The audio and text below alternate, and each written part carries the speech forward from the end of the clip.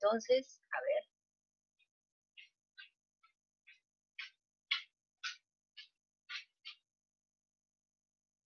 A ver, voy a presentarme, soy la doctora Dacio Risa, médico gastroenterólogo del Hospital 2 de Mayo. El día de hoy vamos a realizar entonces el tema de úlcera péptica. Bien, entonces vamos primero a recordar algunos conceptos que son bastante importantes. ¿Ok? Bien, entonces vamos un ratito a poner la grabación. Ok, bien, entonces vamos a comenzar. Me van a decir ustedes si es que ven o no ven la imagen. Ahorita vamos a comenzar para pasar con PPT.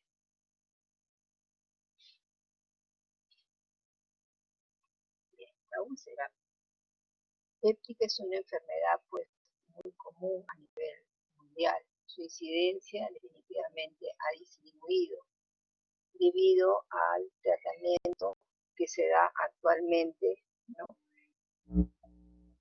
Con medicamentos pues que disminuyen mucho la producción de ácido. La úlcera péptica, en el transcurso de la discusión vamos a ver que se divide básicamente en dos, ¿no? En la úlcera gástrica y la úlcera duodenal. Bien, entonces vamos a iniciar ahora. Quiero saber si es que están viendo, por No, favor, doctora, no se las ve. imágenes. Ok, ya No se vamos ve. entonces un ratito. Ya. Las preguntas las van a realizar al final de la exposición. Ok, bien, a ver, vamos a ver si es que se ve.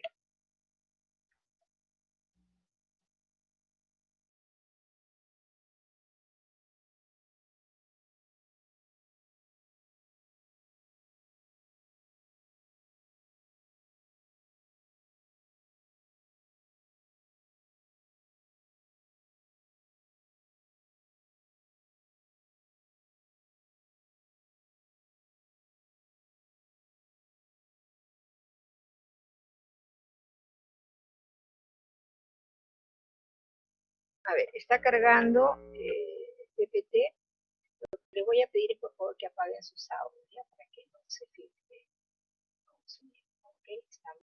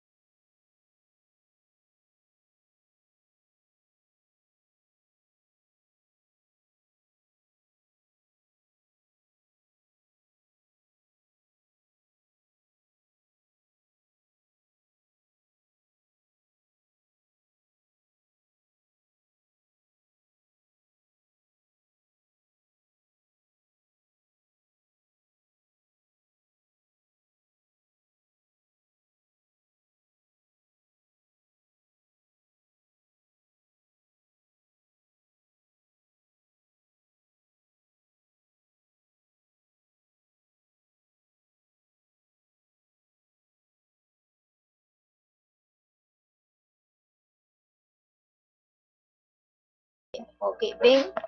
¿Están viendo? ¿Sí? Sí, doctora. Buenas tardes, doctora. Sí se ve. Ok, bien, entonces vamos a comenzar. Le decía que el día de hoy vamos a revisar el tema de lo que es úlcera péptica, ¿no? Esta es una entidad clínica conocida, muy común a nivel mundial. Lo que sí se ha demostrado es que su incidencia va disminuyendo en los últimos años. debido esto pues a diferentes factores, ¿no?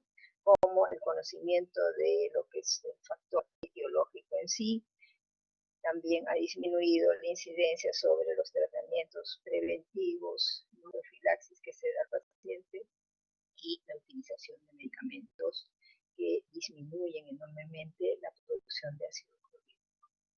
Entonces, al entrar al tema de úlcera péptica, recordar que esta lesión ulcerosa viene a ser una solución de continuidad que compromete la mucosa, ¿no? Incluso llegar profundamente a comprometer capa muscular, incluso producir cuadros de perforación. La úlcera péptica propiamente dicha puede ser localizada a nivel gástrico o a nivel del duodeno, ¿no? Entonces, úlcera péptica gástrica o úlcera péptica duodenal. En esta imagen de acá se digamos, la característica que nosotros podemos hacer en un estudio endoscópico, ¿no? Acá es una depresión, una solución de continuidad. Lo que ven acá es la mucosa normal.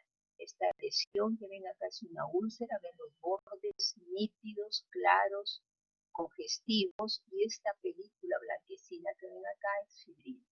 Esta es la característica de una úlcera péptica que nosotros le decimos aspecto benigno, ¿no? No tiene características de una úlcera maligna. Entonces, bordes nítidos, fibrina limpia, bordes congestivos, ¿no? Bien, entonces, continuamos. Entonces, ven ustedes aquí otra imagen donde vemos que las úlceras pueden estar localizadas, si bien están en el estómago, estas pueden localizarse a diferentes alturas, ¿no? Puede ser a nivel del fondo, a nivel del cuerpo, a nivel de algo. La localización más frecuente de la úlcera gástrica es a nivel antral. Bien, aquí tenemos una úlcera en el duodeno, miren ustedes, el duodeno, la porción que se ve afectada por la presencia de la lesión ulcerosa es la primera porción del duodeno, es decir, la región del bulbo duodenal. Ven acá un corte sobre la evaluación de lo que es la profundidad de la úlcera.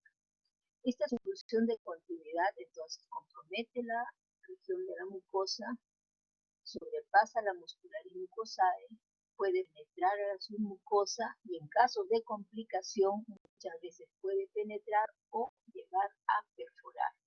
Entonces este es un corte, ¿no?, en el cual se ve la profundidad de la lesión ulcerosa. Es por eso que el paciente cuando tiene este tipo de afección, la mayoría de veces va a manifestar presencia de dolor tipo ardor, ¿no?, sensación de quemazón. Eso lo vamos a ver en el transcurso de exposición.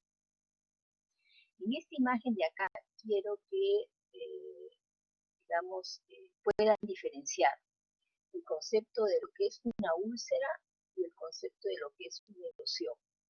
Una erosión viene a ser, digamos, el sinónimo del término de ulceración o el sinónimo del término de lesión aguda de mucosa.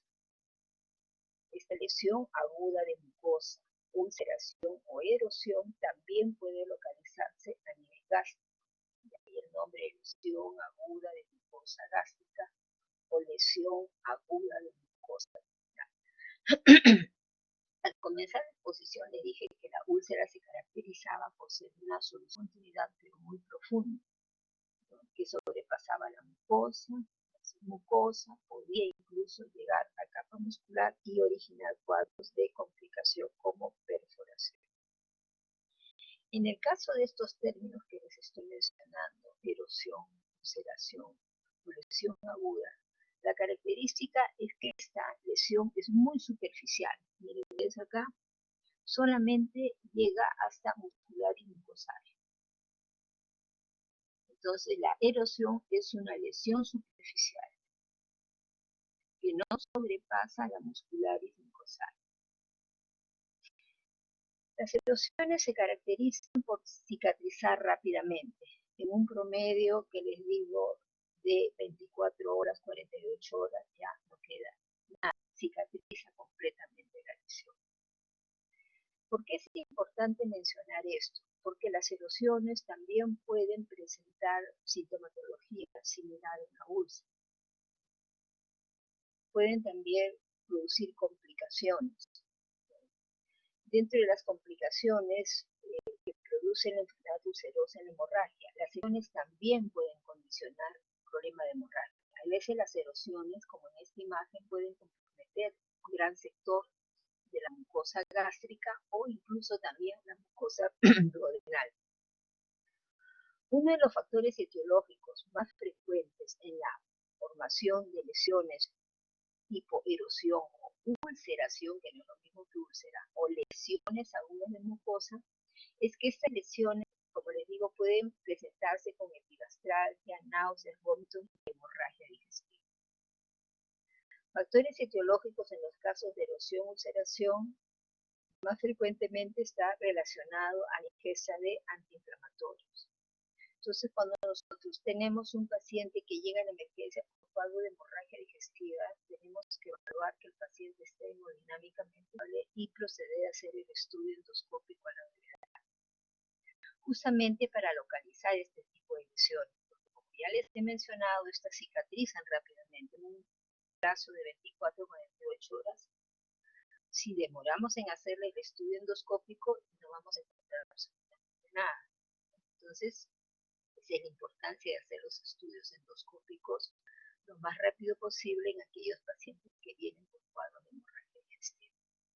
Entonces, la característica de una erosión, ulceración o lesión aguda, entonces, es que cicatriza rápido, en promedio de 24 o 48 horas, no deja huella, no deja línea de cicatriz. O sea, la mucosa queda completamente limpia. En cuanto a la profundidad, les he dicho que no sobrepasa la de mucosa. Esto se diferencia de una úlcera. La úlcera, por su profundidad, demora en cicatrizar. Como les decía yo, los medicamentos actualmente permiten una cicatrización de una lesión ulcerosa, pues en 5, 6, 7 días. Entonces, el tiempo de cicatrización es mucho más amplio. Y otra característica importante es que la úlcera, al cicatrizar, sí va a dejar una zona cicatricial. Es decir, al hacer el estudio endoscópico voy a encontrar a la úlcera cicatrizada, ¿no? Como en la imagen que vieron primero, ¿no? Primero comienza así la formación de una tela blanquecina, ¿no? Que es la fibrina. Conforme va cicatrizando, va cerrando hasta que queda una cicatriz que es lineal, pero sí se puede ver endoscópicamente. Entonces, esa es la diferencia entre dos, digamos, términos que van ustedes a ver durante el desarrollo de capítulo de gastroenterología o van a muchas veces leer en los informes, ¿no? A veces los médicos ponen diagnóstico erosión gástrica o diagnóstico erosiones gástricas o lesiones agudas de mucosa gástrica. Entonces ya saben que ese término implica una lesión superficial por diferentes factores, dentro del más frecuente consumo de aire. Y la característica es que cicatriza rápidamente, a diferencia de lo que es entonces la úlcera. Bien. Entonces la úlcera básicamente viene a ser una solución de continuidad mucho más profunda. Entonces la úlcera péptica es una enfermedad básicamente de origen multifactorial. Puede ser originado por factores externos, consumo de AINES, Helicobacter pylori, consumo de licor. Vamos a ver en el transcurso del desarrollo de la clase, ¿no? Y se caracteriza, miren ustedes, porque desde el punto de vista anatomopatológico es una lesión localizada, ustedes han visto, ¿no? Es una solución de continuidad que puede estar localizada ya sea en el fondo, cuerpo, antro, bulbo. O sea, está bien localizada y generalmente solitaria, es decir, la mayoría de veces es una sola lesión, aunque hay casos muy especiales en los que sí podemos encontrar lesiones en estómago y en duodeno, pero generalmente es una sola lesión bien localizada. Y como les decía, ¿no? Miren, esta lesión se extiende como mínimo, ¿no? Hasta musculares mucosae, ¿no? Como mínimo, aquí el término tal vez no lo van a confundir un poco, porque a lo que se quiero decir es que sobrepasa esto, ¿no? O sea, no es una lesión superficial, sino es una lesión profunda, a diferencia de lo que habíamos dicho de las erosiones o las ulceraciones. Entonces, como, digamos, factores etiológicos, hemos dicho multifactorial, ¿no? Entonces tenemos aquí, el principal factor se considera el Helicobacter pylori. El Helicobacter pylori se dice que es un factor etiológico que puede estar entre 50 y 70% como factor productor de úlcera duodenal, y puede ser factor etiológico en la úlcera gástrica entre un 30 hasta un 50%. Y ustedes los hay, ¿no? Los famosos antiinflamatorios que se venden libremente, lamentablemente, en farmacia, ¿no? Son productores de úlceras hasta en un 60%.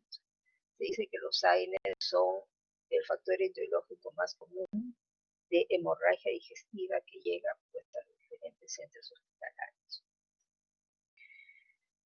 La úlcera de estrés, que no es la úlcera de la tensión nerviosa, sino son pacientes sometidos a estrés traumático, ¿no? Que es otro concepto. Úlcera de estrés, por ejemplo, pacientes críticos, ¿no? Con traumatismo, a veces encefalocraniano severo, ¿no? Que hacen la denominada úlcera de Cushing, o pacientes grandes quemados, ¿no? Que también están en unidad de cuidados intensivos, sometidos a un estrés traumático, entonces también pueden presentar úlceras. Es por eso que ustedes cuando revisan una historia en las unidades de cuidados intensivos, lo que se opta es que el paciente, una vez que ingresa, inmediatamente se le coloca inhibidor de bomba, ¿no?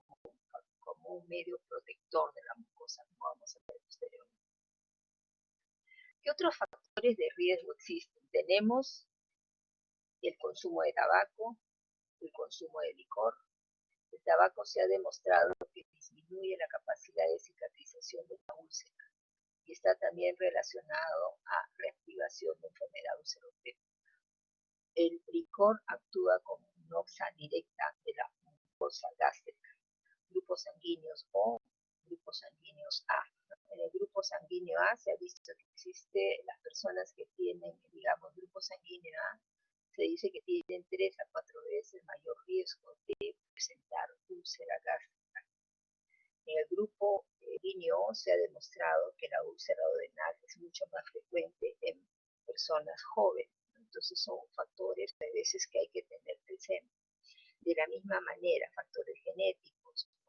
Hay, digamos, familias en las cuales pues, esta enfermedad, digamos, tiene una predisposición genética, ¿no? Por eso es importante preguntar en la historia clínica antecedentes de úlcera péptica ciática duodenal y también el dato o antecedente de cáncer gástrico. ¿Qué enfermedades pueden estar relacionadas a enfermedad ulceropéptica? Puede estar la enfermedad de reflujo gastroesofágico, la enfermedad pulmonar obstructiva crónica, la cirrosis, la insuficiencia renal. Entonces ven ustedes, son diferentes entidades clínicas entonces que pueden predisponer al desarrollo de enfermedad ulceropéptica, sea de localización gástrica o duodenal. Entonces, en cuanto a epidemiología, definitivamente la úlcera duodenal se considera que es mucho más frecuente que la úlcera gástrica, ¿no? Hay, digamos, una predisposición también en cuanto a sexo. Se dice que la úlcera duodenal es mucho más frecuente en el sexo masculino. Miren ustedes, hay una alta frecuencia, el gasto anual, bueno, es estudio realizado en Estados Unidos, ¿no? Hay un problema de reincidencia, 10% de casos nuevos, 90% de casos de recurrencia. La tasa de mortalidad es muy baja. Estos 10% de casos nuevos, sí, eso, digamos, es un porcentaje que persiste, pero la recurrencia ha bajado. ¿Por qué? Porque en la actualidad todo paciente en el cual se evidencia el Helicobacter pylori inmediatamente se le da tratamiento. Y con esto se ha demostrado la disminución de recurrencia de úlcera.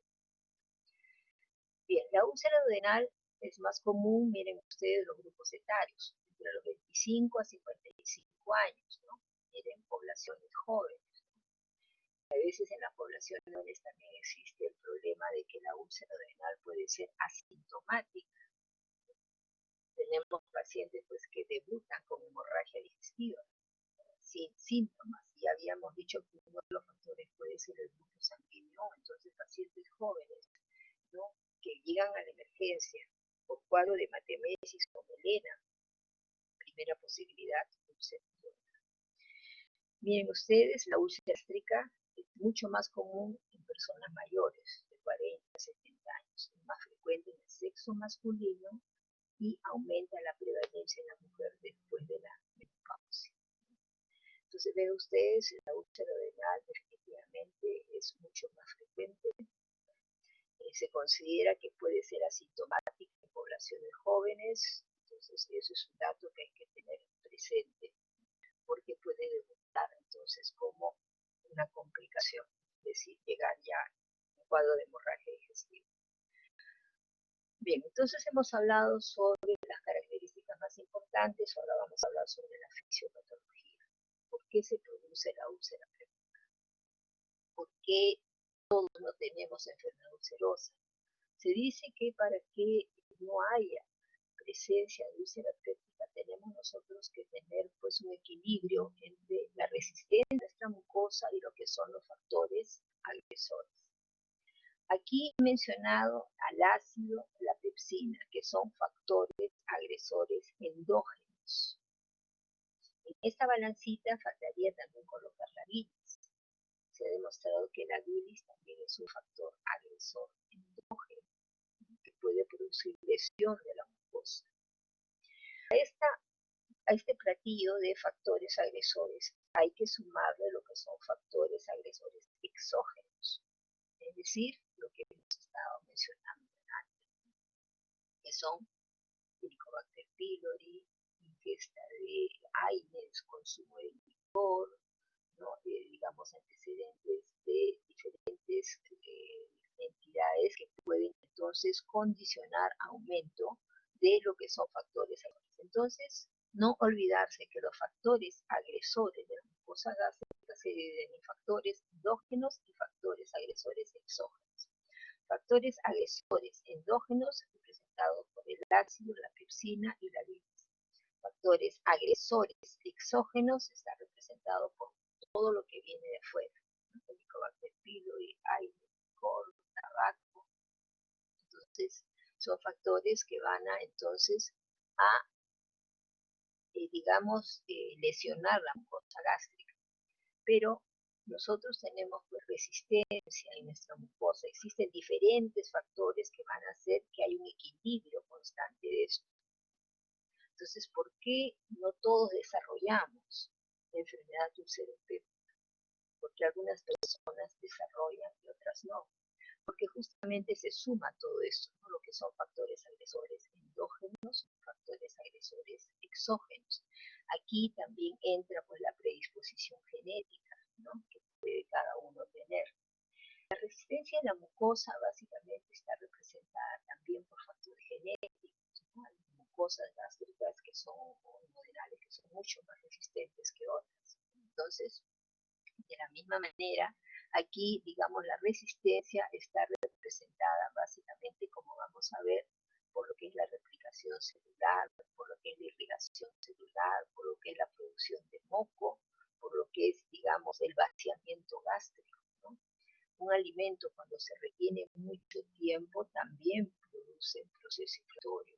Entonces, el peristaltismo es también un factor que ayuda a la limpieza, ¿no?, al clearance, ¿no?, limpieza del estómago, aclaramiento, para que se evite lesión a nivel de la mucosa gástrica. Entonces, cuando predominan los factores agresores, esta balanza se inclina y se va a producir la enfermedad ulcerosa. Entonces, por eso nosotros no tenemos esta patología, porque está en equilibrio lo que son los factores, digamos, protectores con lo que son los factores agresores. Bien. Pasamos a la siguiente.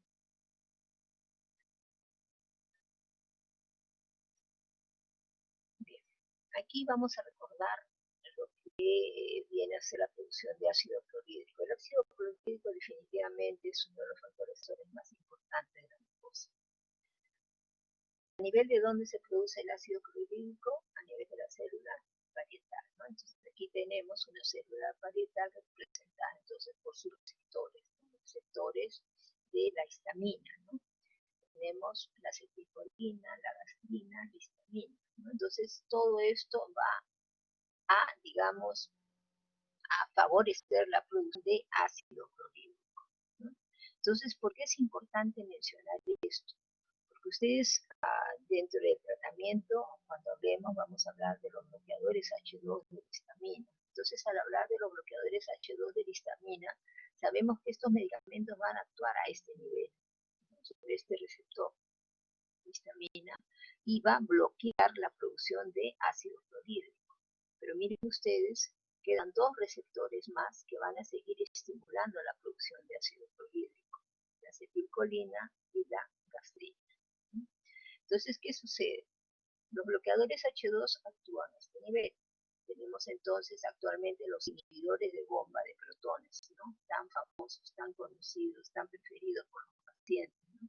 ¿Por qué? Porque su mecanismo de acción está dado a este nivel. Inhibe el intercambio entre, digamos, potasio y iones de hidrógeno. Entonces, con esto se va a abolir por completo la producción de ácido clorhídrico, el término inhibidor de bomba de protones, ¿no? Entonces, ¿qué sucede? Cuando un paciente consume inhibidor de bomba, lógicamente no hay producción de ácido clorhídrico.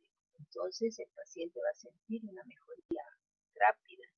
De la misma manera, va a haber digamos, una cicatrización rápida de la úlcera, justamente por esto, ¿no? Bien, entonces aquí vemos otra imagen que también es importante recordar, ¿no? Les había dicho qué factores van a producir, digamos, la defensa de la mucosa o la resistencia de la mucosa. ¿Me están siguiendo? ¿Me están escuchando? Por favor, porque a veces no sé si... Doctora, se le escucha. ¿Sí? Más bien en el extremo superior hay un botoncito para que se vea su cursor. Ya. El superior será este de acá. ¿Hay una lupita? Ya, una flechita. A ver, ¿se ve Sí. ahora? No, ¿Se ve? no todavía. Una manito. No, la manito. Ya. Ahora ¿Ven? sí. Sí, ahora Ya, sí. ya. Muy bien, gracias. Bien, entonces, miren ustedes, aquí está lo que hablábamos de los factores de tipo protectores de la mucosa gástrica. El representante más importante en cuanto a protección de la mucosa gástrica está representado por las prostaglandinas, ¿no? Las prostaglandinas van a permitir que nuestra mucosa gástrica duodenal, todo el tracto digestivo, esté constantemente protegido, ¿no? ¿Cómo actúan los antiinflamatorios? Los antiinflamatorios actúan inhibiendo la producción de prostaglandinas. Ese es un mecanismo de acción. Entonces, al inhibir la producción de prostaglandinas, esto va a condicionar, miren ustedes, una serie de alteraciones. Y es por eso de que el consumo de antiinflamatorios está relacionado directamente con la formación de erosiones o úlceras a nivel del tracto digestivo. Miren, la prostaglandina como componente normal va a permitir la formación de moco. El moco es un protector directo de la mucosa gástrica. De la misma manera, la prostaglandina va a permitir la formación de bicarbonato. La prostaglandina va a ayudar a la replicación celular. Entonces, esta célula, digamos, por el tiempo se desgasta, inmediatamente se va a restituir, ¿no? De tal manera que esta pared de células va a estar constantemente como un escudo evitando la anoxia de factores externos. Y otro factor importante relacionado a la prostaglandina es la irrigación sanguínea. Entonces la irrigación sanguínea va a aportar nutrientes a la célula para que ésta entonces permanezca en replicación, ¿no? Bien, entonces miren ustedes, supuestamente esta parte externa viene a ser la luz de la cavidad gástrica. Y aquí tenemos a la pepsina, que es un factor agresor que habíamos dicho, y al ácido clorhídrico. Entonces miren cómo la capa de muco no permite entonces la agresión de la pepsina ni del ácido clorhídrico. Entonces tenemos todo esto está revistiendo una capa de moco gel, la presencia de bicarbonato y la replicación celular. Entonces todo esto viene a estar representando lo que son los factores protectores de la mucosa gástrica. Aquí lo vemos a mayor amplitud, ¿no? La pepsina no puede ingresar por la capa de moco gel.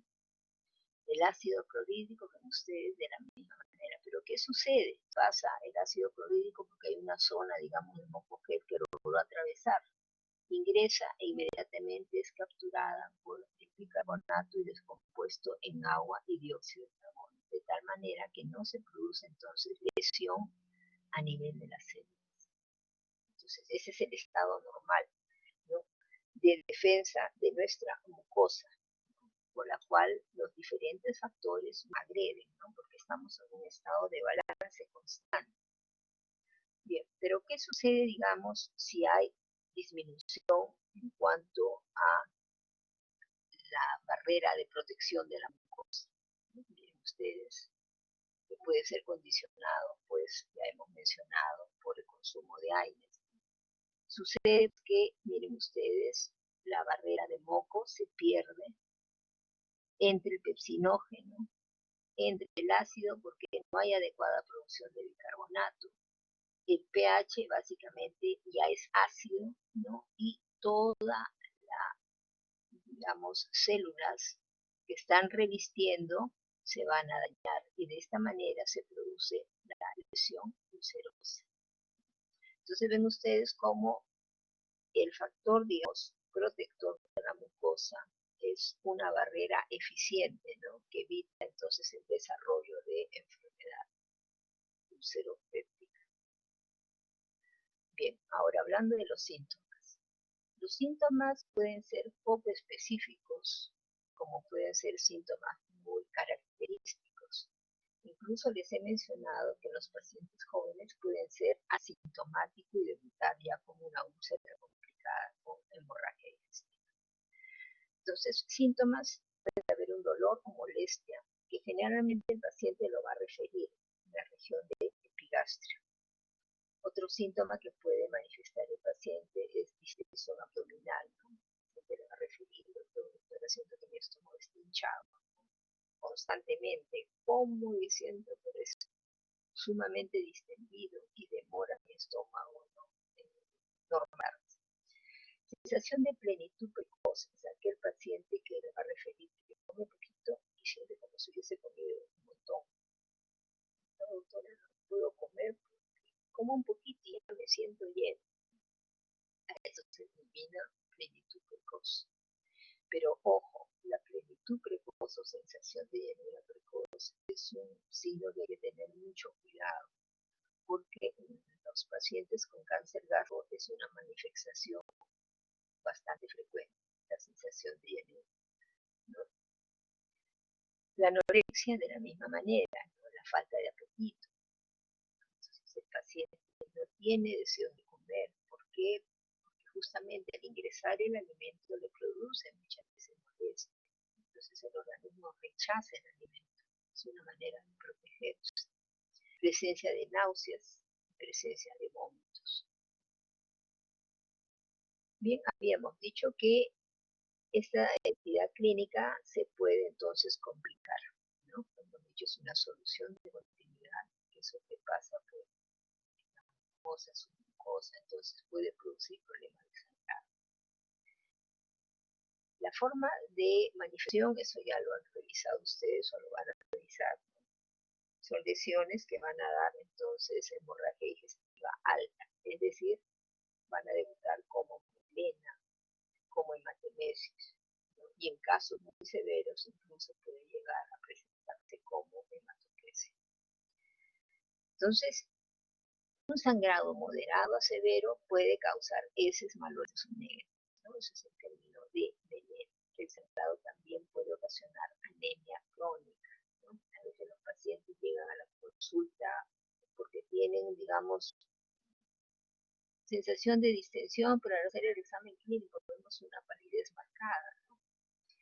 A veces el sangrado también no es manifiesto, ¿no? A veces el sangrado puede ser mínimo. Bien. En la úlcera gástrica, para poder diferenciar en algo estas dos entidades, miren, en la úlcera gástrica generalmente el dolor es posterior a la ingesta de alimentos.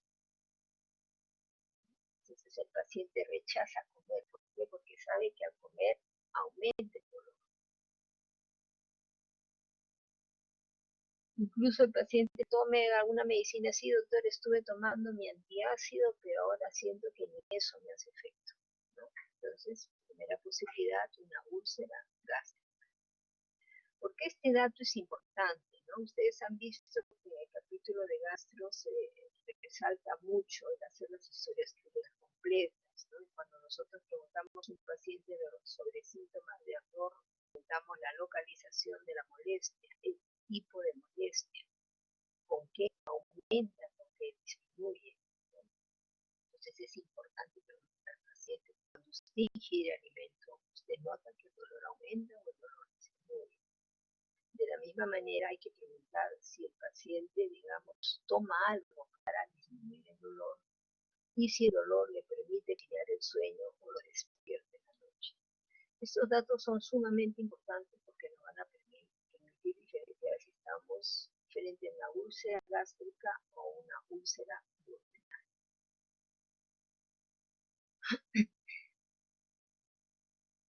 En la úlcera duodenal sí el dolor es mucho más típico, ¿no? Generalmente es un dolor o una manifestación clínica que sí la podemos nosotros, digamos, sospechar con más facilidad. El dolor en la úlcera duodenal o en la úlcera gástrica puede ser un dolor tipo quemazón o quemante, urente, hincada, ¿no? Entonces, en ambos puede ser similar, pero miren ustedes, en la úlcera duodenal el dolor urente está ubicado generalmente en la región abdominal superior media, bajo el esternón, muy similar tal vez al dolor en el caso de una úlcera gástrica. Pero miren ustedes la característica más importante que tienen que tener presente. El dolor puede ocurrir o empeorar, el estómago está vacío. Entonces, ¿qué significa esto? Que el paciente va a referirles, ¿no? Doctor, doctora, cuando yo como, siento que esta molestia disminuye, ¿no? Entonces, el dolor calma con la ingesta de alimentos, a diferencia de la úlcera gástrica. Otro dato importante es que el paciente le va a referir, ¿no? Doctor, doctora, todo el desayuno estoy tranquilo porque el dolor me desaparece. Pero a las 2, 3 horas otra vez comienzo. Y como sé que me pasa con la comida, vuelvo a comer. Entonces, miren, esa característica es muy típica de la úlcera duodenal. Entonces, en la úlcera duodenal se dice que el dolor puede ser rítmico. Es decir, come, baja el dolor, a las 2, 3, 4 horas nuevamente aparece. Almuerza, nuevamente baja el dolor, pasa promedio de 2, 3, 4 horas, otra vez aparece. Entonces es un dolor crítico. Es un dolor crónico, tanto la úlcera duodenal como la úlcera gástrica. El paciente no viene a la consulta cuando tiene un dolor de un día ni 2 días. Normalmente es el paciente cuando va a la consulta por un dolor de un día o 2 días porque es un dolor intenso.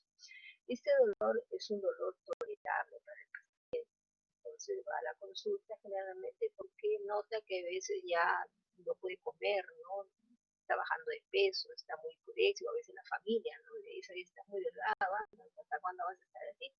Y bueno, y el paciente se presenta porque este dolor es crónico, debe tener meses de evolución. Entonces, en la úlcera renal, ritmicidad, cronicidad y periodicidad. ¿No? Periodicidad porque hay épocas en las que aparece, ¿no? momentos en los cuales se incrementa la molestia y luego desaparece o disminuye. Entonces, si hablamos de semiología propiamente dicha, pues, en el caso de la úlcera duodenal, el dolor es mucho más típico, más fácil de ser reconocido, ¿no? En la úlcera gástrica hay que tener cuidado porque los síntomas pueden simular mucho un cáncer gástrico, ¿no? Sobre todo en personas mayores de 60 años, ¿no? Que les refiere un dolor que aumenta la ingesta de alimento, un paciente que nos refiere que tiene hiporexia, ¿no? Que ustedes al examen clínico ven lo que le decimos nosotros signos de alarma. A veces, primera posibilidad, cáncer gástrico a una úlcera gástrica. Entonces, ahí los síntomas sí son mucho más diferentes. Otro dato importante que deben recordar,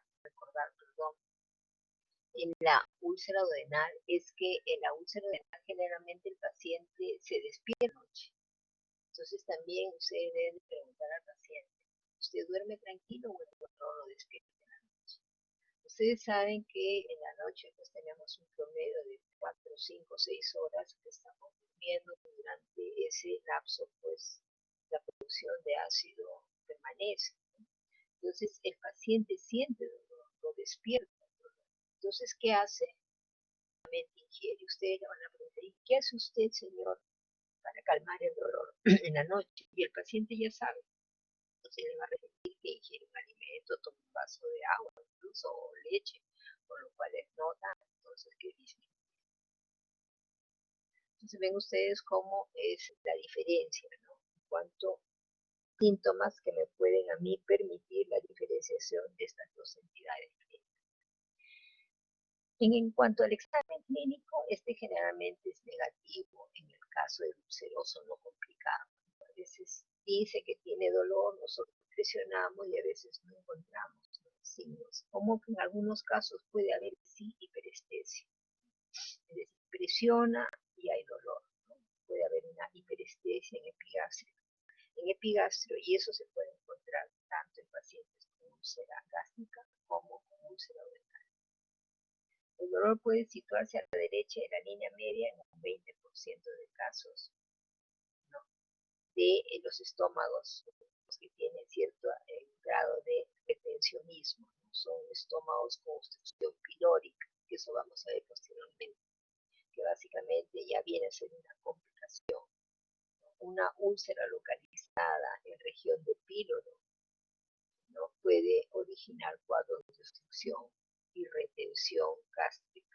Entonces aquí ya va a haber maniobras que nos van a permitir ver si el paciente tiene o no signos de obstrucción. Bien, la exploración física es esencial para determinar signos de complicaciones de las úlceras, ¿no? Entonces les había dicho que nosotros tenemos que evaluar al paciente por completo, ¿no? No porque están en gastro solamente van a evaluar la parte del abdomen, ¿no? El examen clínico tiene que ser completo, ¿no? Signos de palidez, signo de adelgazamiento del paciente, hay taquicardia, hay ortostatismo, que sugieren deshidratación secundaria a los vómitos, o si el paciente tiene problemas de hemorragia, esto nos indica que es sangrado moderado, entonces hay que tener cuidado. Al hacer el examen en abdomen, si es un abdomen tenso, duro, es decir, con signos de alarma, sugiere una perforación. Ahí auscultaremos si hay ausencia de ruidos intraaéreos, si hay presencia de Bloomberg positivo. Todo eso lo han revisado ustedes al hacer ya de semiología. Entonces, abdomen tenso sugiere perforación con ausencia de ruidos intraaéreos, posibilidad de signo de Bloomberg positivo. Bien, el chapoteo o succión o bazuqueo es lo que anteriormente ni mencionaba, ¿no? Los procesos de obstrucción que se puede presentar como complicación, sobre todo en úlceras localizadas a nivel pilórico o yuxtapilórico.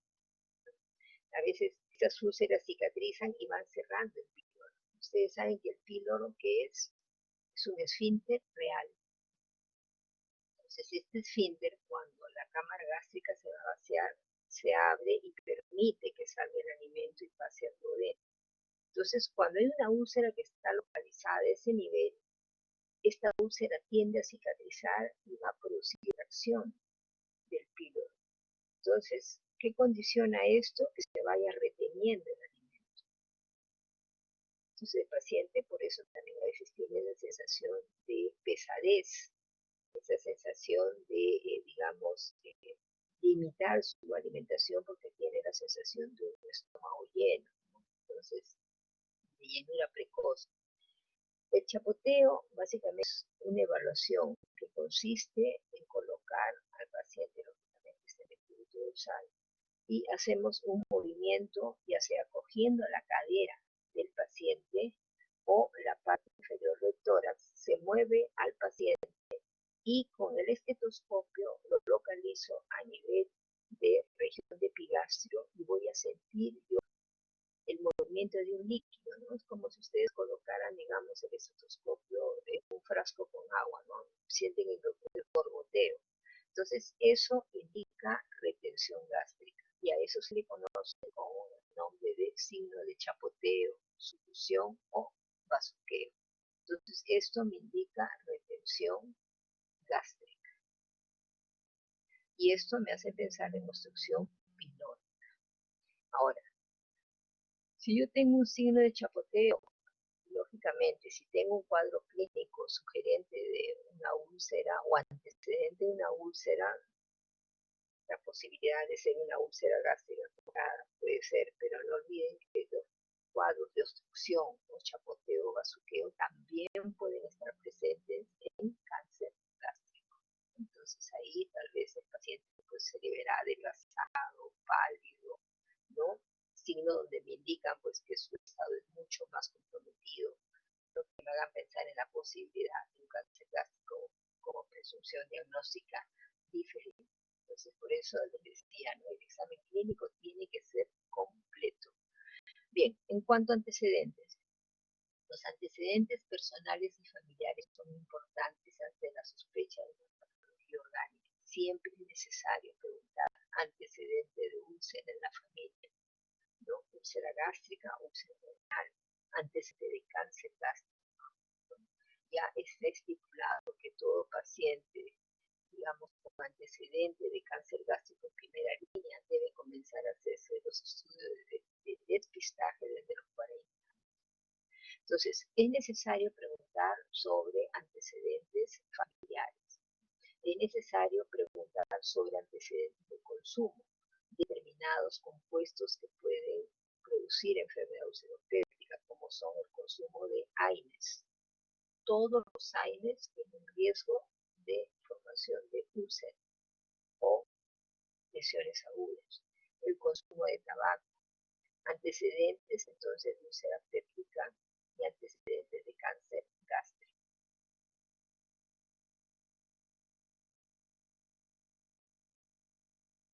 Bien, y lo que le decía, ¿no? Que el signo de alarma. Cuando yo veo un paciente que me dice, doctor, hace 5 meses estoy con algo de epigastrio, ¿no? Sí, irradia, ¿no, doctora? Ahí localizado. Tiene, digamos, sensación nauseosa, sí, doctora, ha llegado a vomitar, no. Ya, ¿toma usted medicina? Sí, a veces me da medicina, mi amiga me dijo que tome antiácidos y bueno, con eso noto mejoría, pero doctora, vengo porque últimamente la medicina ya no hace efecto. Entonces, al examinar, vuelvo a repetir, es el examen clínico completo. ¿Qué cosas son signos de alarma? Signos de alarma son aquellos que me van a orientar a que este paciente o está complicándose su edad, digamos, ulcerosa, o es un problema ya no de una úlcera, sino de un cáncer gástrico. ¿Cuáles son los síntomas o signos de alarma? Tenemos pérdida de peso, vómitos. Cuando el paciente nos habla de vómitos, hay que preguntar las características del vómito. Es lo mismo un paciente que me dice que vomita, pues, willis, un paciente que vomita, algunos dicen como la cara de huevo, vómitos viscosos. A un paciente que me diga que vomita lo que ha comido el mismo día, tomó desayuno a las 2 o 3 horas, lo vomitó. Y aquel paciente que me diga que tiene vómitos negros, que indicará hemorragia. O aquel paciente que me diga que vomita lo que ha comido hace 2 o 3 días, ¿no? Que es vómitos de retención. Entonces nosotros como médicos estamos obligados a preguntar todos esos datos porque eso nos va a orientar. Disfagia, ya sabemos lo que es la disfagia, ¿no? Cuando viene a ser la dificultad del paso del alimento de la boca al estómago, ya se habrán hablado sobre la clasificación de la disfagia. Entonces, la disfagia, para pensar, digamos, en un caso de neoplasia, generalmente es progresiva. No es una disfagia que se presente en uno o dos días, es una disfagia que tiene ya tiempo y es de carácter progresivo. Y los signos de hemorragia digestiva, ¿no?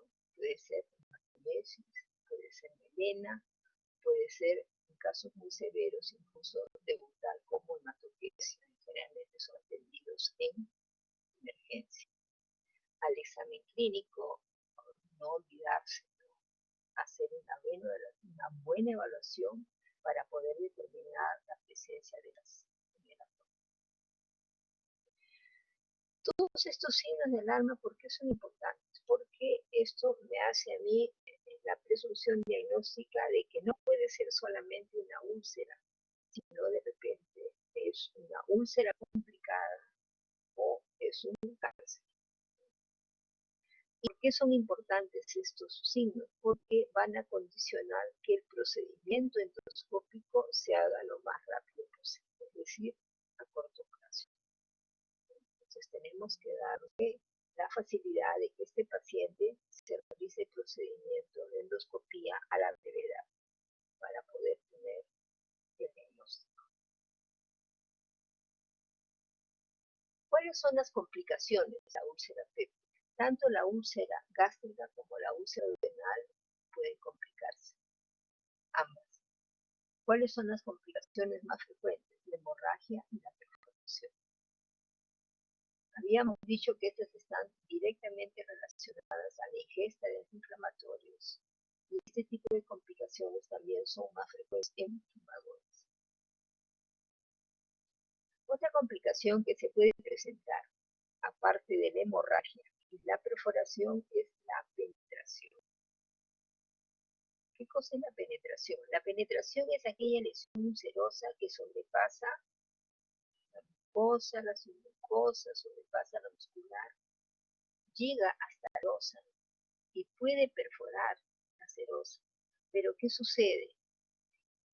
Digamos, se va a producir el revestimiento, ¿no?, del peritoneo que está alrededor o de los órganos que están, digamos, próximos a esta lesión y, como decir, van a formar una pared para evitar que esta lesión se perfore, es decir, penetra, ¿no?, pero no llega a perforar. Entonces se dice que este tipo de lesiones solo puede reconocerse quirúrgicamente. Miren, ustedes estima que en un 25% de las úlceras renales, en un 15% de las úlceras gástricas penetran en órganos vecinos como hígado, epiplo o páncreas. ¿Por qué se caracteriza la úlcera penetrada? Porque el dolor deja de tener las características del inicio de enfermedad. Es decir, el paciente le va a referir, ¿sabe qué, doctora? Vengo porque el dolor es muy intenso, ¿no? Y antes tomaba mi antiácido, pero ahora ya no mejoro con eso. Y otra cosa que he notado es que este dolor se está yendo a la espalda. Ya no me duele solamente la boca del estómago. Entonces, esos datos a mí me hacen pensar en la posibilidad de una úlcera penetrada. Entonces, como se dice, es difícil hacer un diagnóstico. Endoscópicamente también puede ayudar, digamos, vemos una úlcera muy profunda, pero no podemos saber si está penetrado o no. Entonces, muchas veces la tomografía o la resonancia nos permiten hacer, digamos, una evaluación mucho más detallada, ¿no? Pero no olvidarse que cuando una úlcera pierde las características, ¿no?, es decir, no calma con la ingesta a veces de inhibidores de bomba o no calma con los alimentos, ¿no? Que, por ejemplo, un paciente con úlcera duodenal que te dice que come y con eso baja la molestia, el paciente lo que, doctora, últimamente como ya no me pasa, es más intenso, dura más y noto que está yendo a la espalda. Antes me tomaba mi pastillo, comía, con eso me pasaba ahora. Entonces hay primera posibilidad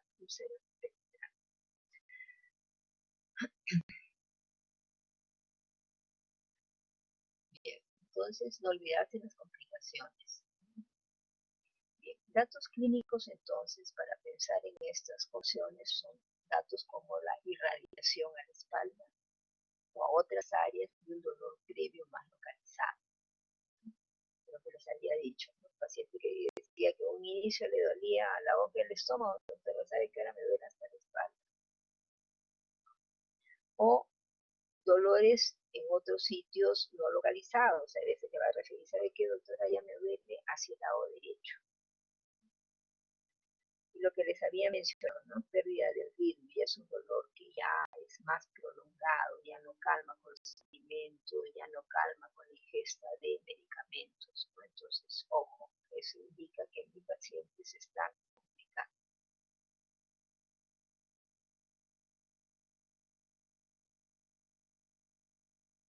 Bien, entonces, una vez que hemos hecho ya la evaluación del paciente, ¿cómo diagnostico?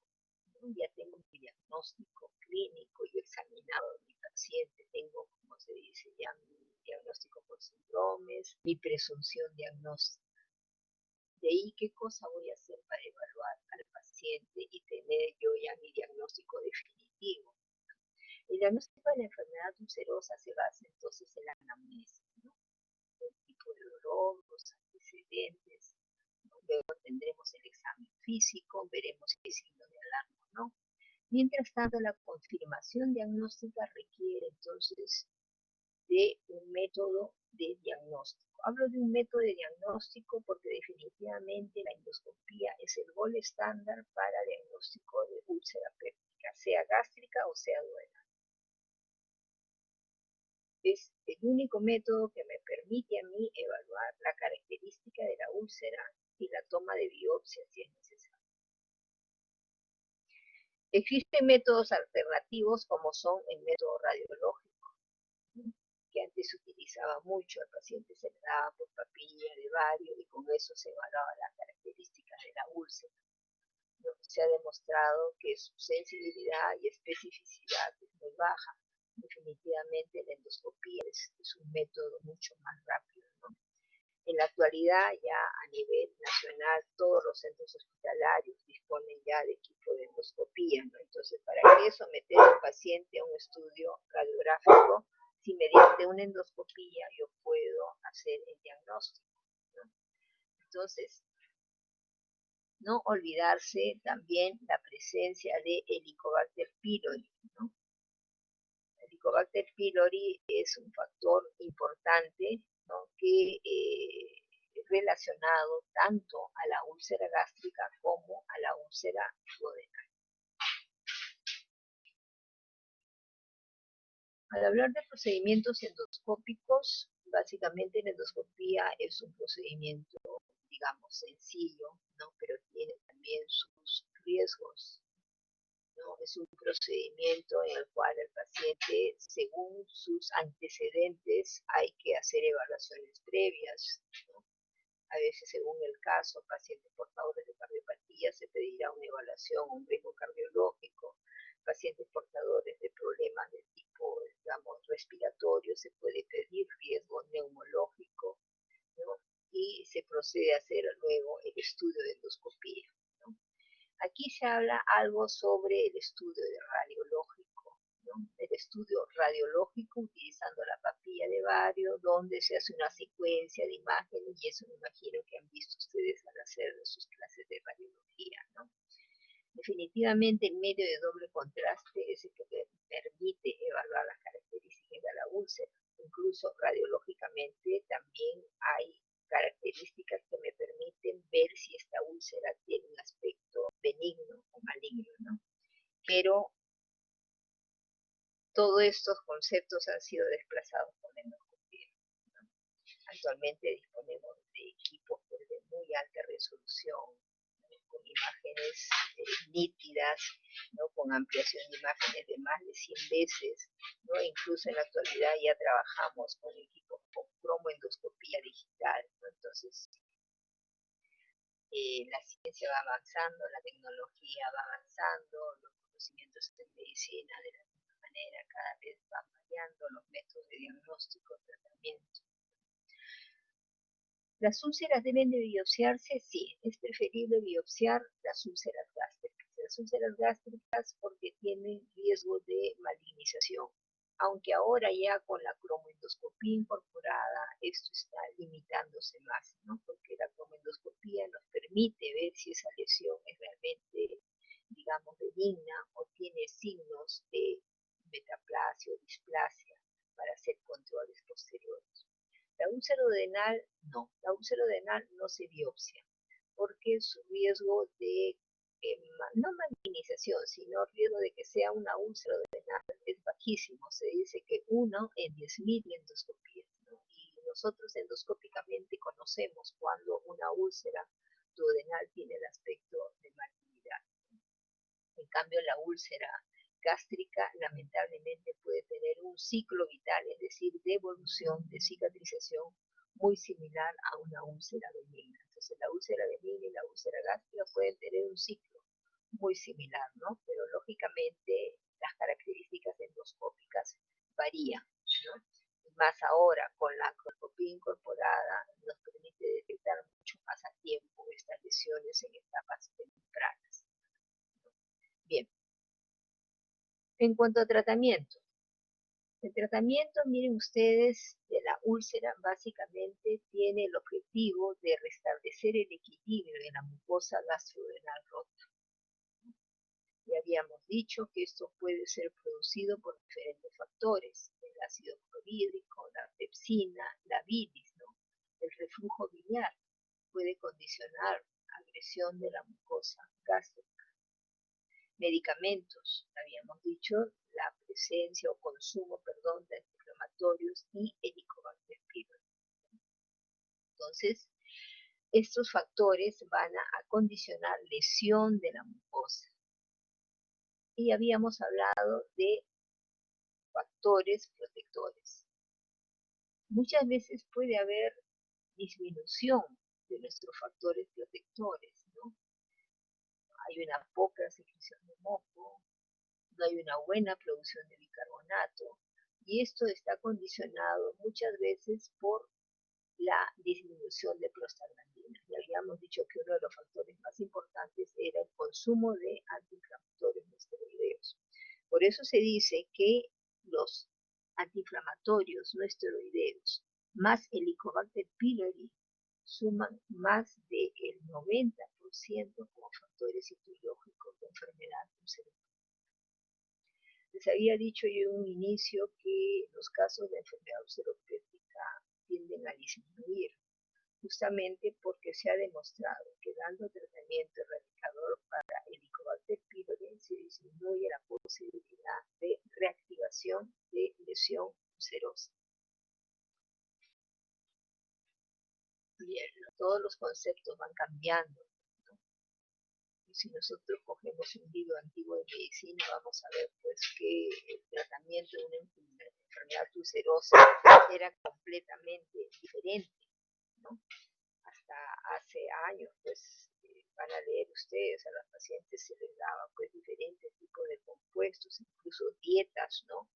Dietas, a pacientes eran las famosas dietas en las cuales se les hacía consumir diferentes tipos de alimentos cada hora, cada 2 horas, ¿no?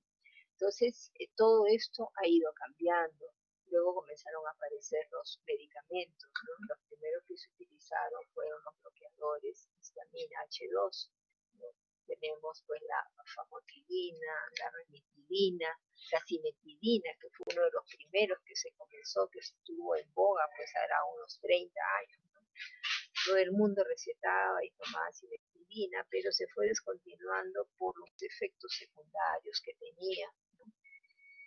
Y comenzaron a aparecer los inhibidores de bomba, ¿no? Los inhibidores de bomba, como les he dicho, han demostrado pues una eficacia superior en cuanto al tiempo de demora de la cicatrización ulcerosa, en cuanto a la disminución de la sintomatología del paciente, en el paciente.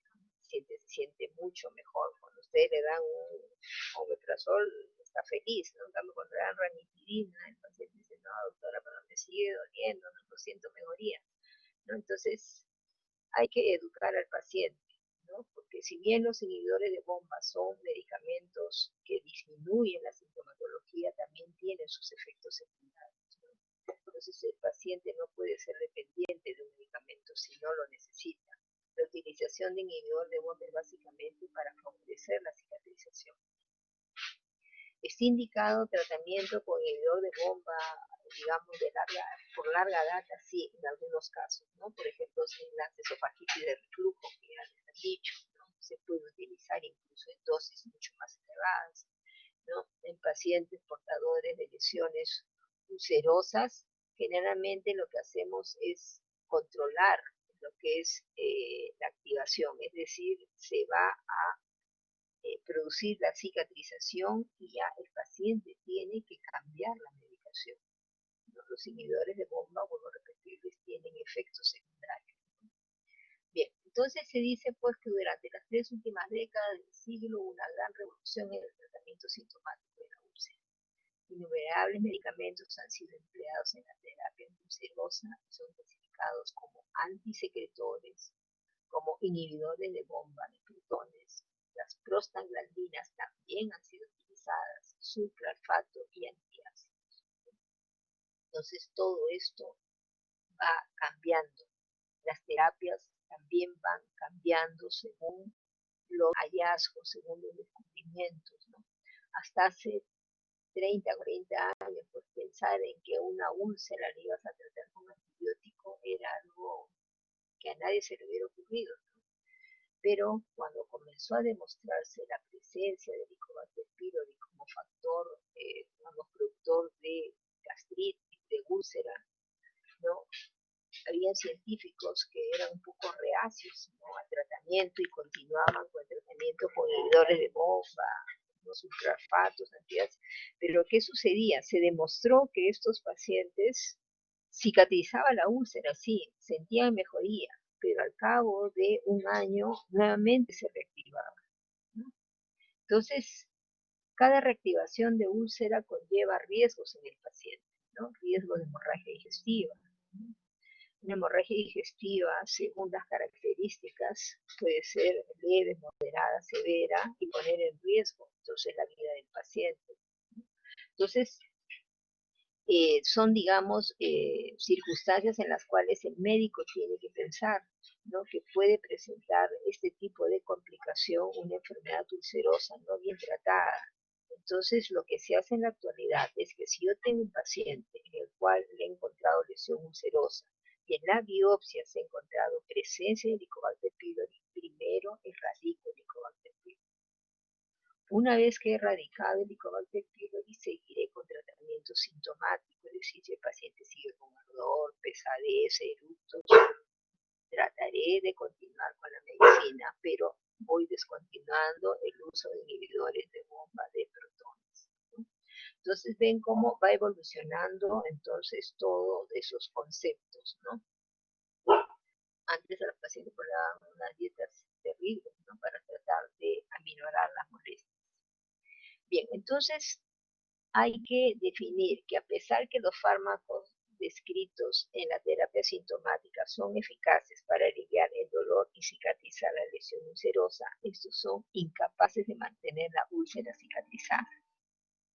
Entonces, como le decía, eso se demostró, ¿no?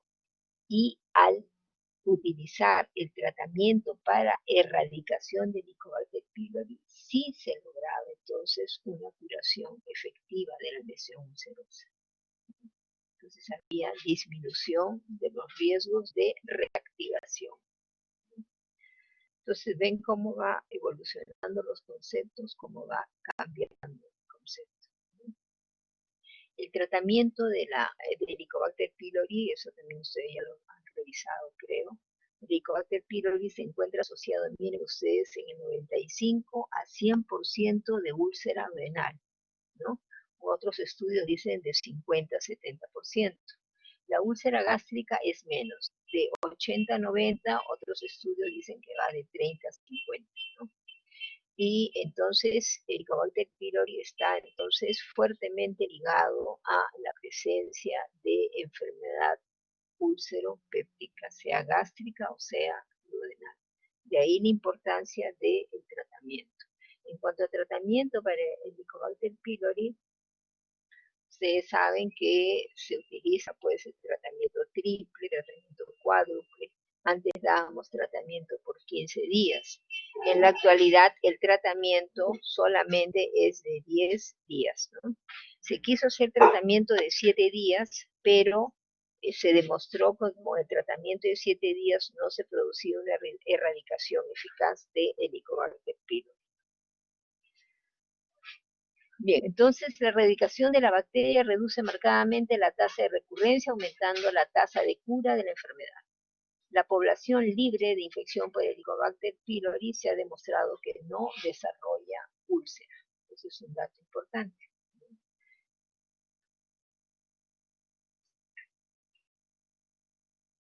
Bien. El tratamiento para Helicobacter pylori, vamos a hacer un recordario rápido, ¿no? Tiene un tratamiento de primera línea, ¿no? Tiene una duración de 10 días, como les digo, antes era de 15 días, y se trabaja con una dosis de estándar de inhibidor de bomba de protones, ¿no? Cada 12 horas, claritromicina, 500 miligramos cada 12 horas, y amoxicilina 1 gramo, vía oral también, ¿no? Cada 12 horas. En caso de pacientes alérgicos a la penicilina, podemos trabajar con metronidazol. Bien, ese es el tratamiento clásico, ¿no? Pero ¿qué ha sucedido? En los últimos años se ha demostrado que existen cepas que son resistentes, sobre todo a la claritromicina.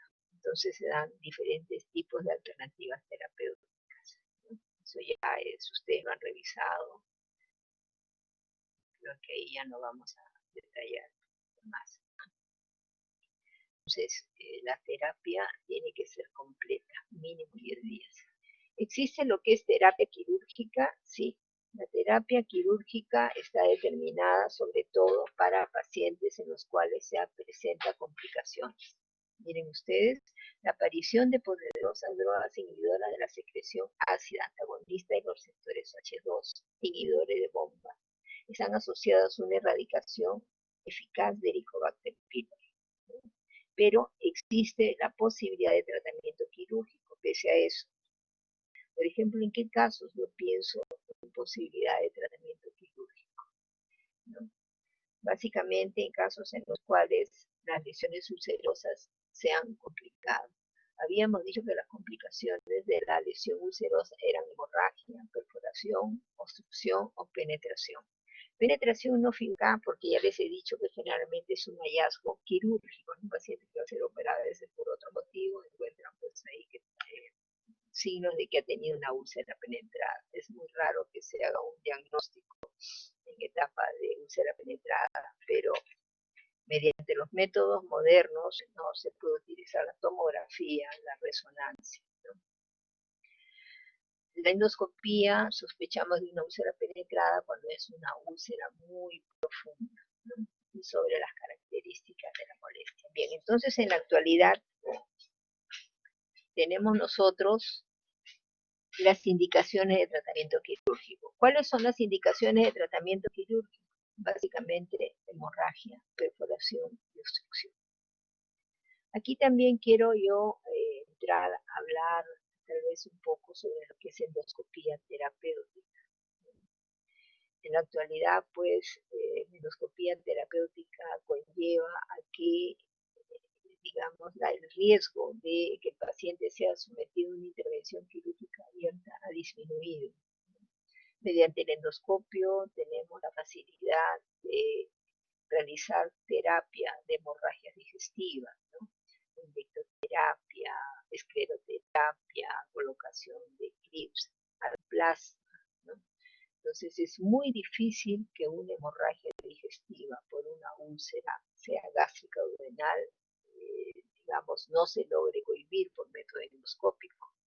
Pero de la misma manera, en medicina nada es absoluto. ¿Qué sucede? Cuando una hemorragia se reactiva 24 horas, 48 horas, 72 horas, ¿no? Es decir, el paciente vuelve a sangrar, le vuelves a hacer nuevamente el tratamiento, vuelve a sangrar, le vuelves a hacer nuevamente el tratamiento endoscópico, ya, la tercera ya no. El paciente tiene que pasar a cirugía, ¿no? Entonces, son casos muy limitados, pero también se presentan. De la misma manera, en cuanto a perforación, habíamos dicho que la úlcera se caracteriza por ser una solución de contenido funda que puede comprometer mucosa, capa muscular, serosa, ¿no? Al producirse la perforación, produce las características de un abdomen agudo, ¿no? El abdomen agudo que se caracteriza por la presencia de signos de abdomen agudo como son la ausencia de ruidos hidroaéreos, abdomen en tabla, ¿no? Distensión, signo de Bloomberg, ¿no? Entonces, en estos casos, el paciente tiene que ser sometido a una intervención quirúrgica. En caso de obstrucción, habíamos dicho que habían lesiones ulcerosas que estaban a nivel del píloro, ¿no? Entonces, de ahí se habla de obstrucción píloro-duodenal. En estos casos, muchas veces los procesos obstructivos eran consecuencia de una úlcera que va cerrando el píloro por un proceso de fibrosis constante de la úlcera.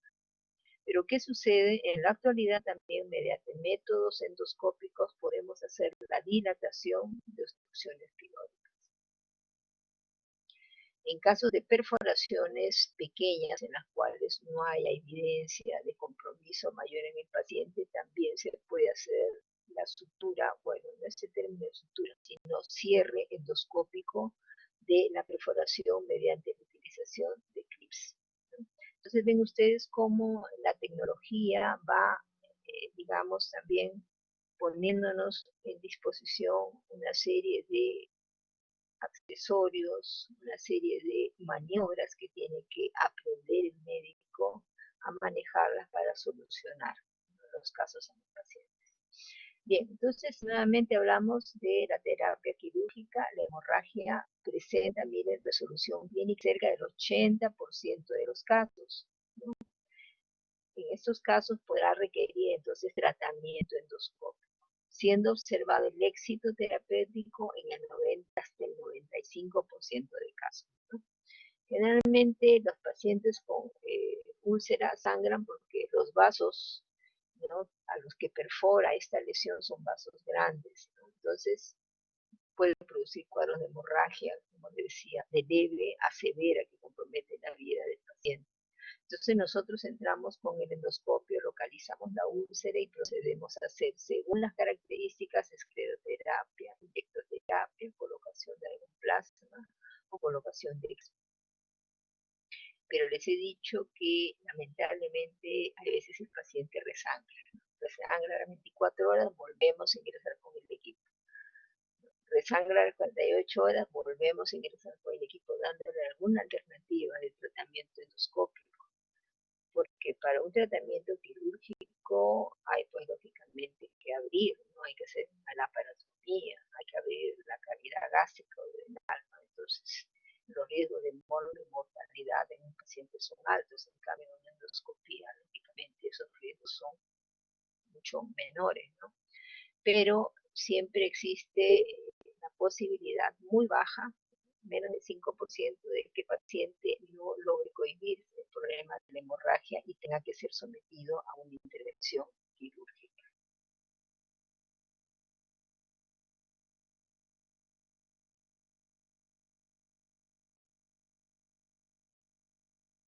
Entonces, miren ustedes, de esta manera se dice, el tratamiento quirúrgico es reservado para casos no resueltos, clínica o endoscópicamente. ¿Clínica a qué se refiere? A que la úlcera está ahí, no ha hecho complicaciones, pero la úlcera no cicatriza. El paciente ha tenido 2, 3 cuadros de hemorragia digestiva y el paciente, digamos, tiene riesgo, ¿no?, a que nuevamente se produzca cuadro de hemorragia, ¿no? La hemorragia digestiva de por sí es un estado de alarma, ¿no?, de alerta en el paciente que puede poner en riesgo su vida. Una cosa importante es que toda hemorragia digestiva a veces conlleva a la necesidad de transfusiones de sangre, ¿no?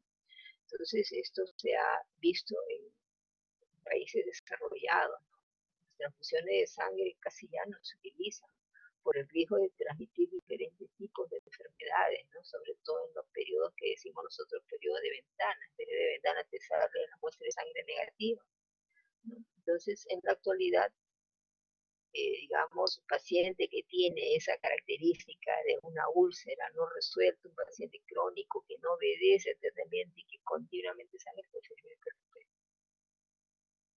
A veces tenemos pacientes malos pacientes, aceptan o lamentablemente tienen factores de riesgo, no son alcohólicos crónicos, fumadores crónicos, consumo de drogas, entonces son pacientes que van a meritar un tratamiento quirúrgico definitivamente.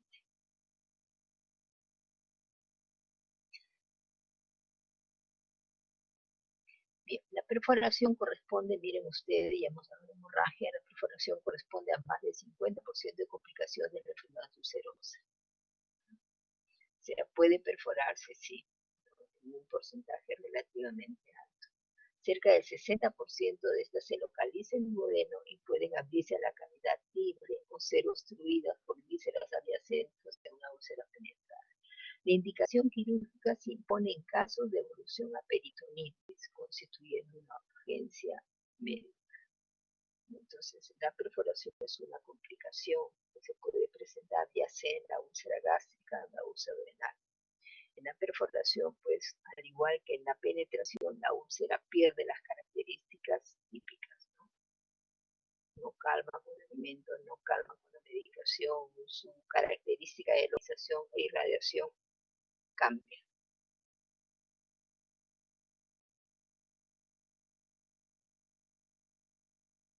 Bien, tenemos acá la obstrucción pilorodural y de la misma manera les había mencionado que en algunos casos la úlcera localizada a nivel de píloro puede condicionar pues que se vaya disminuyendo entonces la luz pilórica, ¿no? Entonces, en estos casos, el paciente va a tener el signo de bazuqueo, chapoteo positivo, ¿no? El paciente les va a referir vómitos de alimentos retenidos, ¿no? De días anteriores, ¿no? El paciente generalmente es un paciente que baja de peso porque lo que come no lo está asimilando. Entonces, en estos casos, hay veces va el paciente a cirugía, ¿no? Pero ya les he dicho que nosotros disponemos en la actualidad de métodos por los cuales podemos hacer la dilatación endoscópica, ¿no? Utilizando lo que se denomina balón neumático. ¿Qué hacemos con el paciente? Se hospitaliza, se le hace lavado gástrico, se le coloca una sonda para tratar de aspirar todo el residuo gástrico que tiene el paciente, que esté limpia la mucosa y proceder a hacer la dilatación. Entonces con esto se evita que el paciente vaya a cirugía. Como les digo, cirugía ha disminuido mucho, digamos, su campo en cuanto a atención de pacientes con úlceras complicadas, ¿no?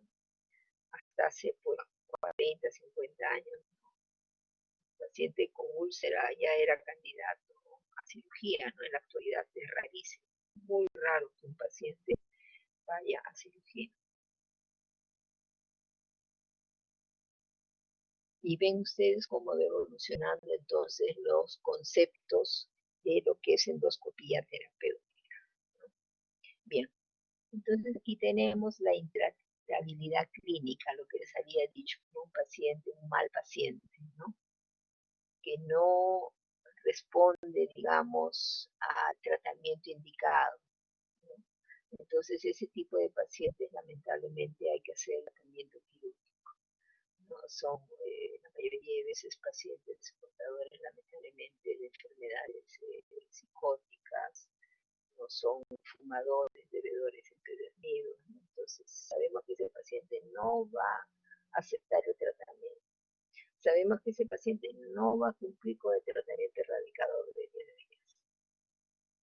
Sabemos que ese paciente va a volver a regresar, ¿no? Con hemorragia digestiva. Entonces, ya les he dicho, se expone el paciente, ¿no? La vida del paciente, su estado general del paciente. Entonces, en esos casos se indica tratamiento quirúrgico. Bien, y para acabar, vamos a ver las imágenes de las lesiones ulcerosas. Como les digo yo, las úlceras básicamente se diagnostican por endoscopía. Entonces, la endoscopía es el gol estándar, ¿no? La localización nos permite entonces determinar el tratamiento, ¿no? Úlcera gástrica o úlcera duodenal. La biopsia está indicada en la úlcera gástrica. Actualmente ya con la cromoendoscopía delimitamos mejor la característica de la lesión y podemos ver si es una lesión que tiene riesgo de malignización. Bien, entonces vamos a ver imágenes. Aquí la que viene es una úlcera, miren ustedes, de tipo duodenal, ¿no? Toda esta mucosa está edematizada, todo esto está rojo, es un edema, no se ve los pliegues, ¿no? Aquí ven los bordes de la úlcera, proceso de solución de continuidad. Aquí ven esta fibrina blanca, ¿no? Esta es una úlcera que está en cicatrización. Un dato importante y que deben, me imagino, ya haberlo revisado es la clasificación de Forrest, ¿no? La clasificación de Forrest es la que me va a determinar si un paciente que ha tenido hemorragia me va a dar el pronóstico si puede o no volver a sangrar, ¿no? Entonces, la clasificación de Forrest de una medida, ¿no? Entonces aquí ven la fibrina limpia, los bordes congestivos, casi planos, no edematizados, ¿no? Que sería si en caso de una hemorragia, un estrés, ¿no? Porque no hay signos de que haya sangrado de acá. Es una úlcera limpia, esta es una úlcera duodenal.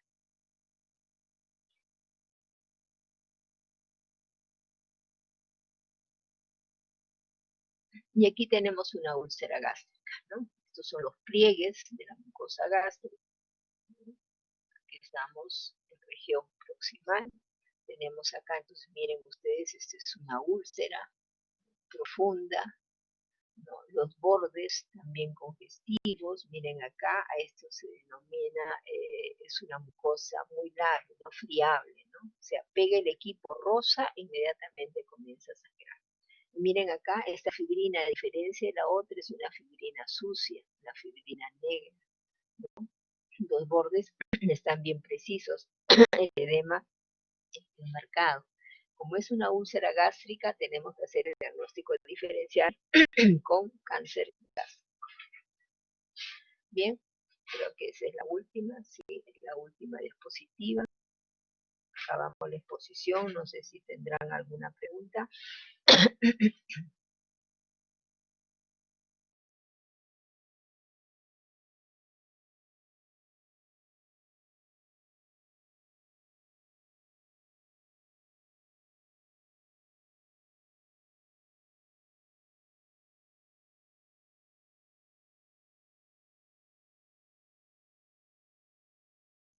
¿Alguna pregunta, chicos? ¿O ha quedado todo claro? A ver. Sí, doctora, disculpe, bueno, no va exactamente con el tema, pero tengo una consulta. Yo tengo una familiar que no veía mucho tiempo y me cuenta que le hicieron una endoscopía en noviembre del año pasado y le diagnosticaron gastritis crónica y Helicobacter pylori, pero ella no tomó la terapia antibiótica y se estuvo tratando con medicina natural. Entonces yo la vuelto a ver y me comenta ya hace 2 meses ya no tiene ninguno de los síntomas como epirosis o la distensión abdominal. Y bueno, en esa situación en la que ya no hay síntomas, igual sería recomendable el tratamiento con contra Helicobacter pylori. Claro, Helicobacter pylori es una bacteria bastante frecuente en países subdesarrollados, ¿no? Se dice que nuestra población llega hasta el 70%, aumentando la incidencia en población. Cuanto menos recursos, mayor posibilidad de Helicobacter pylori, ¿no? Uno, porque nuestro sistema sanitario es pésimo. Bueno, ustedes han visto en la pandemia zonas que no tienen agua potable, gente que tiene que llevar agua. Entonces, y una de las formas de transmisión, pues, obviamente, es transmisión fecal-oral, ¿no? Entonces, el Helicobacter pylori es una bacteria muy frecuente. Lo que te he escuchado es de tu paciente que tenía gastritis, no hablas de úlcera. No, doctora, le dijeron que tenía gastritis crónica. Ya.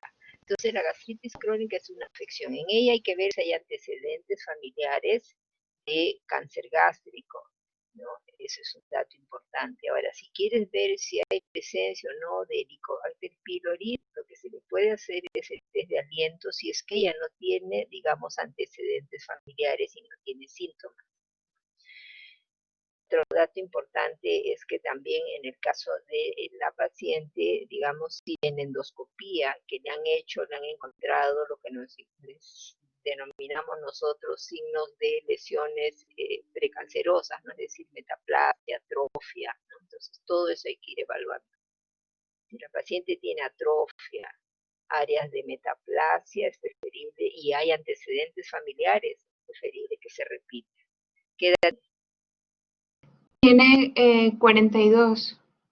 42 años, es relativamente joven, ¿no? Pero si no hay antecedentes familiares, endoscópicamente, digamos, solamente informan de una gastritis superficial sin evidencia de edema o sin evidencia de signos de atrofia o metaplasia, entonces la paciente le pueden pedir su té de aliento para descarte de Helicobacter pylori, porque es muy difícil que haya eliminado el Helicobacter con un tratamiento de ese tipo, ¿no? Sino que el paciente es muy reacio a tomar, ¿no? Porque son 8 pastillas diarias que tiene que tomar, pero es la única forma de eliminarla. Entonces, doctora, en caso ya, bueno, tuviese los factores de riesgo que usted menciona, sería bueno que se volviera a hacer el test, o sea, probablemente todavía tenga el Helicobacter pylori porque no se trató, pero de acuerdo Claro, a lo que se ve en la endoscopía, se decidiría tratarlo o no, ¿verdad? Ya que ahora está asintomático. está sintomática, pero es muy probable que no lo haya erradicado. Es muy probable que no lo haya erradicado. Por eso te digo, para repetir el estudio de endoscopía, primero, tienes que ver dónde se hizo la endoscopía. Si es que en la endoscopía se veía factores de riesgo, ¿no? Metaplasia, atrofia. Hay que ver, digamos, antecedentes a paciente, antecedentes de cáncer gástrico. Entonces son datos que me van a ayudar. Porque una endoscopía, digamos, donde no vea atrofia, no vea metaplasia o áreas de displasia, y recién se la han hecho un año, no amerita repetir. Lo que puedes hacer es el test de aliento para ver si tiene o no Helicobacter pylori, que es más probable que salga que sí, pero es la única forma de poder corroborar si que tu paciente tiene, darle tratamiento y tal vez pedirle una nueva prueba para ver que lo erradica. Porque no se olviden que el Helicobacter pylori es considerado carcinógeno tipo 1. Es por eso que en la actualidad se da tratamiento a todo paciente con presencia de Helicobacter pylori. Antes no era así, ¿no? Pero se ha demostrado que erradicando el Helicobacter pylori, uno, se disminuye la reactivación de úlceras, y dos, se ha demostrado que en poblaciones donde se ha dado así masivamente tratamiento erradicador de Helicobacter pylori, la incidencia de cáncer gástrico ha disminuido. Y a nivel mundial, estadísticamente, se está viendo también que el cáncer gástrico está disminuyendo. Pero nosotros somos una población que todavía tiene un riesgo alto, ¿no? Tiene un marcado porcentaje de cáncer gástrico. Y para nosotros lo ideal es hacer el diagnóstico más temprano, ¿no? La mayoría de nuestros pacientes vienen a la consulta a hacer procedimiento de endoscopía cuando ya tienen cáncer gástrico avanzado, ¿no? Y ahí, digamos, el pronóstico no es nada. Muchas gracias, doctora. Okay.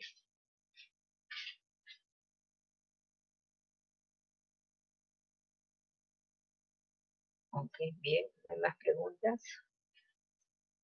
Doctora, disculpe, si en caso, bueno, el paciente, bueno, tiene úlceras gástricas y después de 6 meses de tratamiento, bueno, todavía las úlceras no se han cicatrizado, o sea, de las, por ejemplo, 8 úlceras que tuvo, 2 aún no se cicatrizan, ¿qué tratamiento sería el de elección y cuáles serían las recomendaciones? Ya, primero tendría que ver si es que ese paciente ha tenido Helicobacter. ¿Ha tenido Helicobacter? Sí, doctora. Ha tenido Helicobacter, ha recibido tratamiento. Entonces, en ese caso, lo que podemos hacer es, uno, repetir el examen o el test de aliento para ver si realmente ha erradicado el Helicobacter, ¿no? Lo que puede hacer en el caso de tu paciente es tal vez tratarlo con sucralfato. El sucralfato es como un adherente, ¿no?, a la mucosa que permite una reepitelización, ¿no? Y seguir tratándolo con inhibidor de bomba. Ahora, no olvidarse que para pedir pedir el test de aliento, el paciente tiene que estar un promedio de 3 a 4 semanas sin haber recibido inhibidor de bomba ni ningún antibiótico. O sea, en tu caso de paciente, si es una úlcera crónica, ¿no? Digamos que no mejora con el tratamiento, hay que ver qué factores está condicionando. Entonces, la persistencia de Helicobacter pylori puede ser uno. Dos factores agresores: toma medicinas, tiene alguna enfermedad de fondo, ¿no? Enfermedad renal, ¿no? Tal vez, no sé, todos esos casos, todas esas cosas tienes que indagar. Pero yo te sugiero que en ese caso hay que hacer el test de aliento, ver si realmente ha erradicado o no. Y si no ha erradicado, hay que darle un tratamiento nuevamente, ¿no? En este caso, si ha tomado, digamos, 10 días, tal vez utilizar ya medicación de segunda línea y a tenerlo con su carbato después de la toma de muestra para el aliento. Ahora, no Gracias, olvidarse doctora. no olvidarse también que puede haber casos de úlceras múltiples a nivel gástrico, a nivel duodenal, ¿no? Que ya es otro capítulo, ¿no? Que ya es una producción elevada, ¿no? De ácido, que es el síndrome de Solner-Ellis, ¿no? Pero en ese caso las úlceras son, digamos, localizadas no solamente a nivel de estómago, duodenos, ¿no? Van a veces hasta segunda, tercera porción de duodeno. Ese también es un dato importante que hay que considerar en los pacientes que tienen múltiples ulcerosas. No olvidarse también que el Helicobacter pylori puede dar imágenes de malte, que eso les han hablado, ¿no? Entonces da varias lesiones ulcerosas, dan imágenes endoscópicas muy similares al linfoma. Entonces, en el caso de tu paciente, lo primero que haría es ver si ha erradicado el Helicobacter pylori, ¿no? Ver qué factores pueden estar condicionando la persistencia, ¿no? Medicación, enfermedades, y si es necesario, según la histología, repetirlo.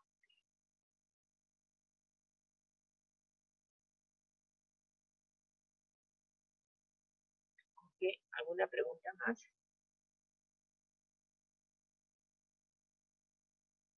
Bien, creo que ya no hay más preguntas. Espero que todo haya quedado claro, ¿no? Bueno, eso sería todo. Ya nos vemos la próxima semana en otro tema. Ok, chicos. Gracias. Doctora. Chao, chicos. Gracias. Voy a apagar la grabación.